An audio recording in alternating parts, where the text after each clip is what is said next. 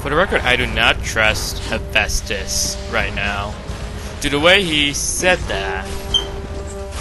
As to the Orphalus donor, however you pronounce it. I've heard of it before. I think I know what it is. It actually does exist in Greek mythology. Tartarus.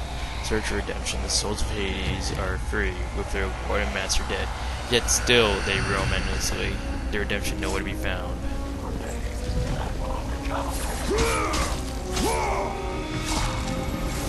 So this is where the Titans were originally banished to.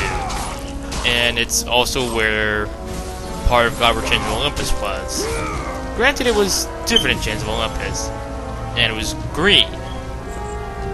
Yeah. And that's the last centaur for the game right there.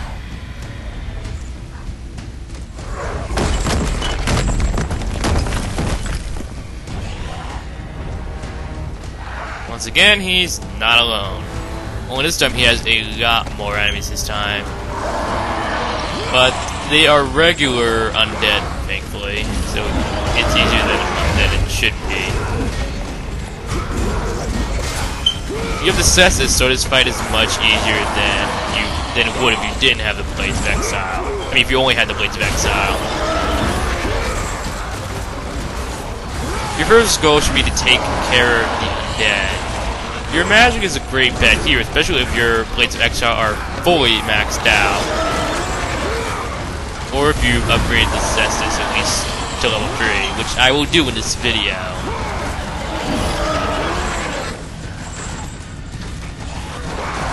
Yeah, you really should be used to fighting the centaurs at this point. This is probably the easiest centaur out of them all. Because their health doesn't really seem to upgrade over time. Like, with each encounter. That just makes everything easier. If you are going to use your magic, you should try and make it so that it will also hit the centaur. If you have trouble with it.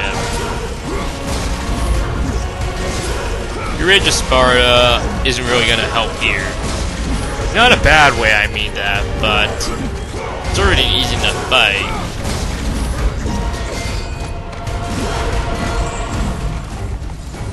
And if you've been used to doing the quick time event here, you should get your No Guts, No Glory trophy here.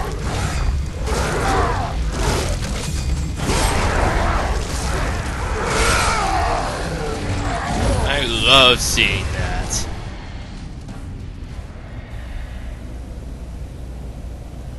So before you'll notice that I skipped a chest. It contained a Phoenix Feather, the one I needed for another magic upgrade.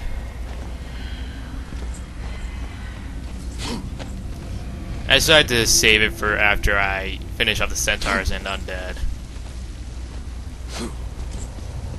It's worthwhile to get, I guess. I mean, like, after you use some magic on the Centaur.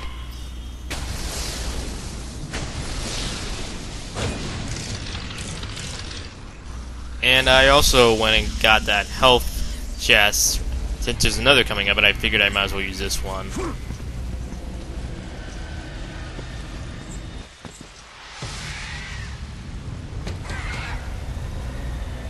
Gates of Test iPhone.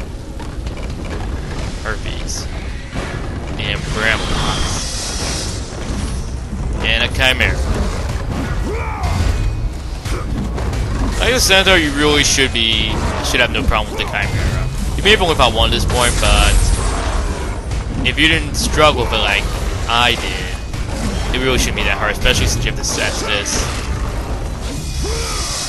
You can try to use the Blammo pots to your advantage.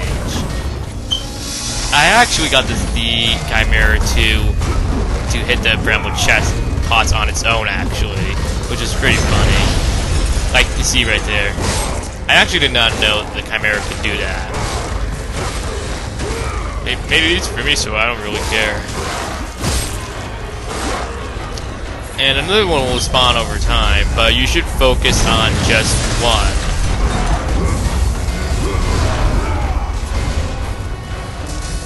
And that was a ways within the medium roar.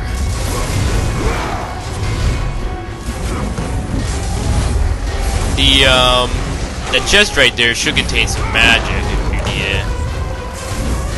I started to have some trouble here.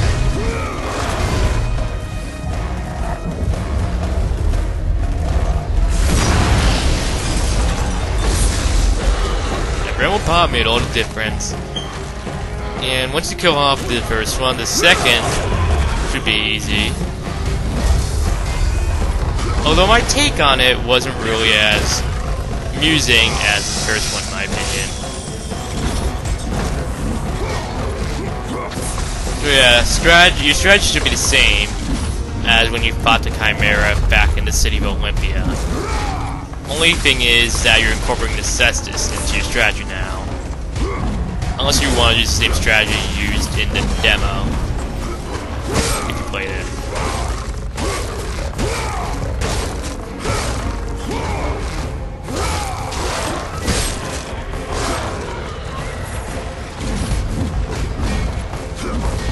If you're all wondering if I'm gonna do a walkthrough on the challenges of Olympus, yeah, I will. I might actually do one for the challenges of Exile, which is DLC in the Ultimate Edition.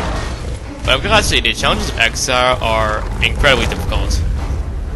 I'm not joking. Like, the challenges of Olympus are a joke, but the challenges of Exile are the opposite.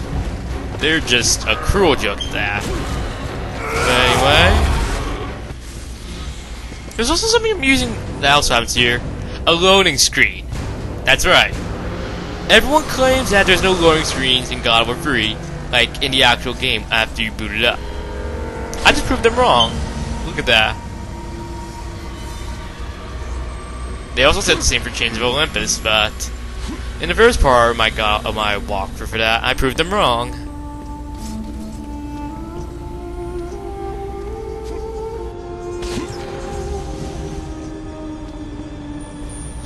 Santa Monica and Ready at Dawn. So here begins another little sequence. Platforming, somewhat of a puzzle sequence if you consider.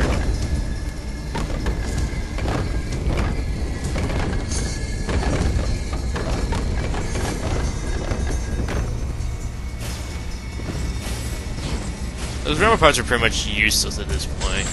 They're just going to want to match circle here and there so you can get started.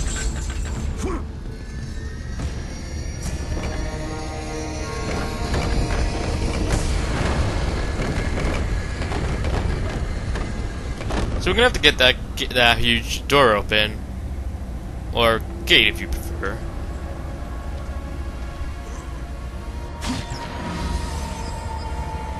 Oh, I was wrong. It contains rage orbs.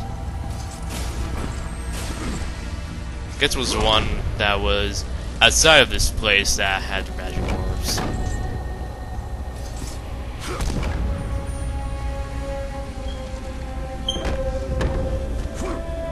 This could be a bit of a challenging thing. It's not too hard, but it could be a bit annoying. Thankfully, had no trouble on this. You want to be careful when you're doing the Harpy ride here. You want to make sure that the ledges will not go in. Like, they will start to come out when you near it. It does help that you get jump and then you use the vault to get to the Harpy. I got lucky there, and when the slow motion thing came, I was able to use that time to wait for that to spawn.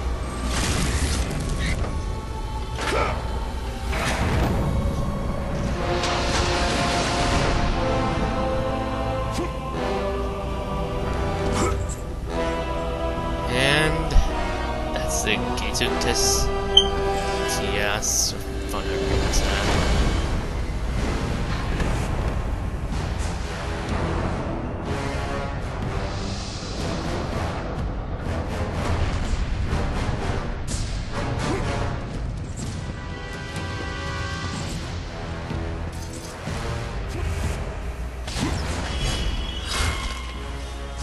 Another Phoenix Feather. Pit of Tartarus.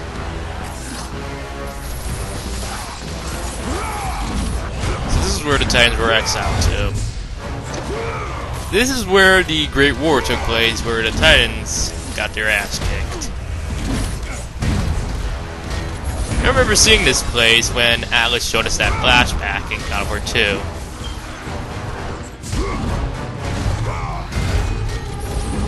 And I think I'm starting to remember what the Ormphalus Stone was, or rather is. And I'm kind of hoping I'm wrong. I really am. Anyway, you should be used to fighting Yenda at this point.